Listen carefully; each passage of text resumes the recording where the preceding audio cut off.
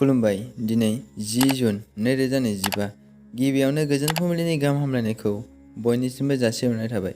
राशिफोरखौ फरायनायनि सिगां आंनिफ्राय आनान गसाइनिसिम आरज खालामनाय जायो दि दिनैनि साना बुहुमनि साफ्रोमबो सुबुंफोरनि थाखाय गाहामैनो गाहाम बारलांनो हायो। जेबो खैफोद आफोद जायालासे फैदो दानिया दिनैनि राशिफोरखौ खोनासंदिनि। गिबियावनो दङ मेष राशि।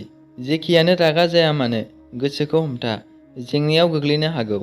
मेष राशिनि खाफाल गोनां अनजिमाया 3। बृष राशि। गोसोआव माखौबा लानानै गाज्रि सोमजिनो हागौ, गोसोखौ हमथाना था। बृष राशिनि खाफाल गोनां अनजिमाया 4। मिथुन राशि।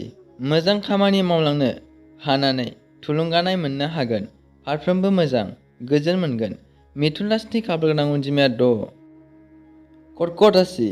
सोरनिबा थाखाय जिंगा सिनांनो हागौ, गोसोखौ लोरबां लानो नाङा। कर्कट राशिनि खाफाल गोनां अनजिमाया 8। सिंह राशि। माबाफोर मुवा बेसाद मोननो हागोन, गोसोखौ गोजोन मोनगोन। मोजां सान। सिंह राशिनि खाफाल गोनां अनजिमाया 2। कन्या राशि। सोरजोंबाफोर दावराव दावसि जाबायबायनो हागौ, गोसोखौ हमथा। कन्या राशिनि खाफाल गोनां अनजिमाया 2। तुला राशि। जेबो जेंना जेंसि गैयै सान्थि थानो हागोन। फारफ्रोमबो मोजां, गोजोन मोनगोन। तुला राशिनि खाफाल गोनां अनजिमाया 6। वृश्चिक राशि।